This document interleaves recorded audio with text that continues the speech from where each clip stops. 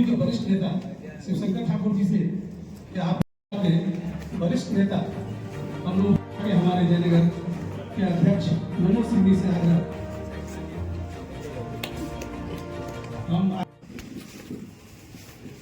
जदयू के हमारे नेता हम आग्रह करेंगे हमारे कोरिया के हमारे अध्यक्ष हैं हमारे युवा मोर्चा राज्य से आग्रह के आप भी आइए समाज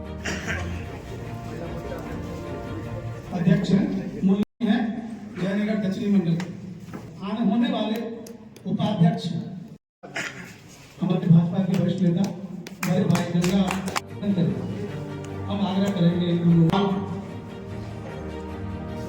एनडीए परिवार भारतीय जनता पार्टी के विधायक श्री अरुण शंकर प्रसाद जी को विधानसभा सत्तारूढ़ दल के मुख्य सचेतक के अपने खजूरी विधानसभा के यशस्वी आने वाले साल बिहार विधानसभा में सभी से ज्यादा प्रश्न करने वाले आदरणीय भाई अरुण शंकर प्रसाद जी के अभिनंदन समारोह करने के लिए हम सभी कार्यकर्ता उपस्थित हैं। इस कार्यक्रम के अध्यक्षता कर रहे मंडल अध्यक्ष भाई उद्धव कुमार जी, नगर के अध्यक्ष सूरज गुप्ता जी, राम कुमार सिंह जी, विधानसभा के वरिष्ठ नेता शर्मा जी, अमरेश जी, उपस्थित उप लोक पार्षद जयनगर भाजपा के जिला मंत्री मरापुरी जी, उपस्थित भारतीय जनता पार्टी के भी एनडीए के सभी आदरणीय मित्रों, आज बड़ी गर्व हो रही है कि खजौली विधानसभा में दूसरी बार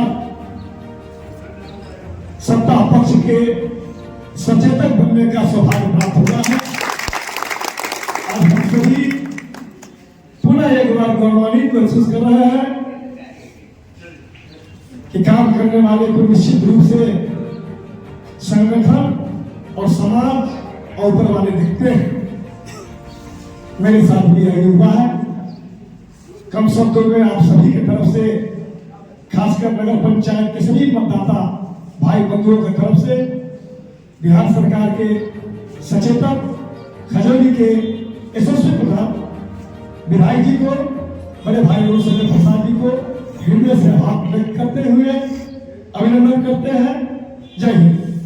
हमारे माननीय खजौली विधायक अरुण भाई जी और जितने भी लोग हमारे आदरणीय माननीय बीजेपी के जितने लोग हैं यहाँ पे विराजमान है, इस बहुत गर्मी के मौसम में भी अपना वक्त निकाल के यहाँ पे जमा हुए हैं।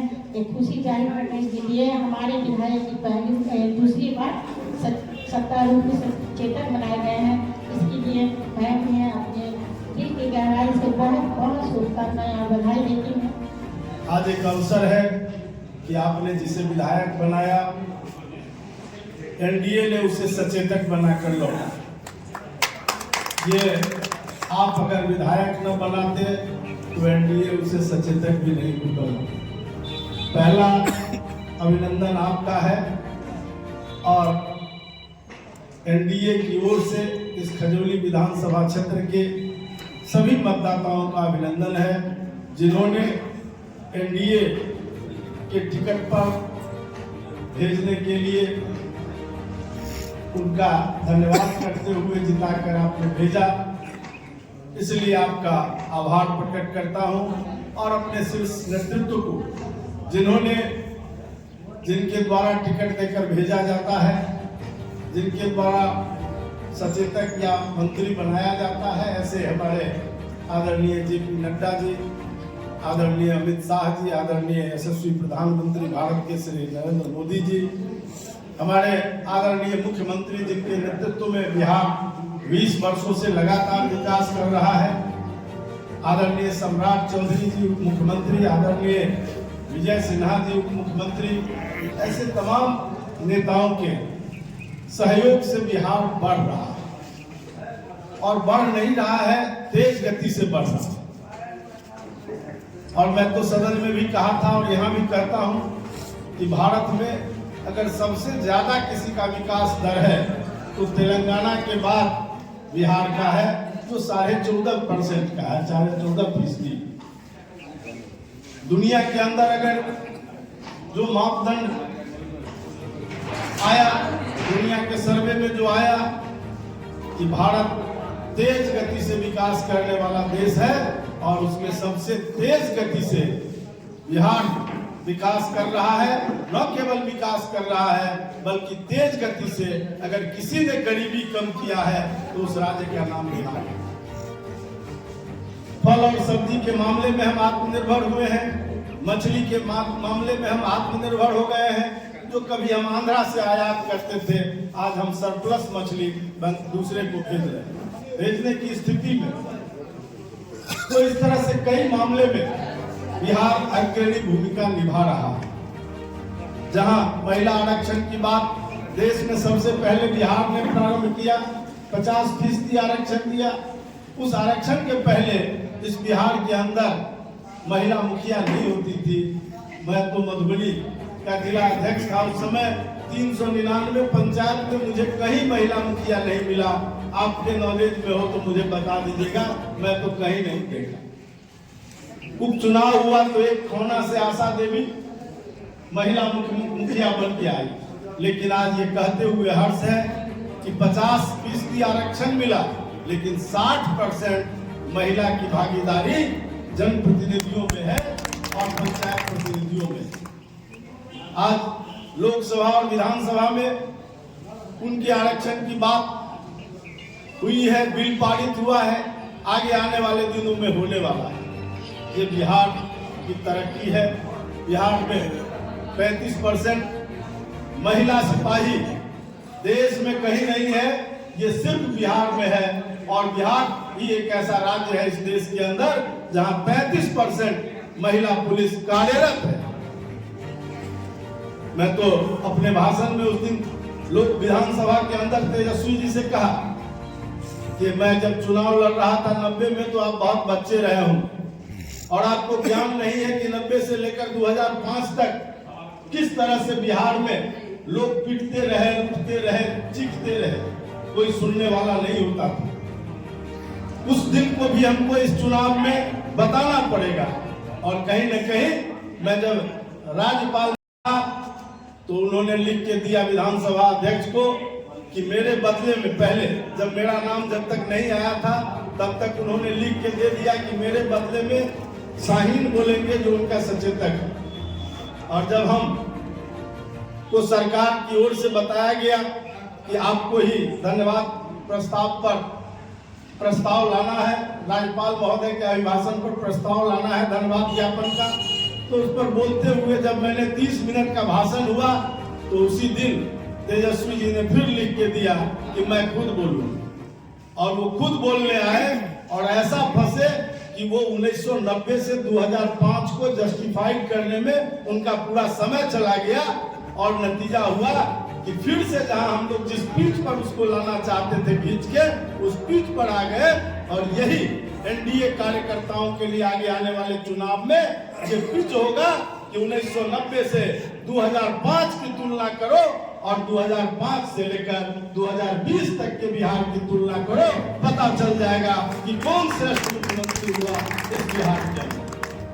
बंधुओं, 6 महीने के बाद हम सबको चुनाव में जाना है।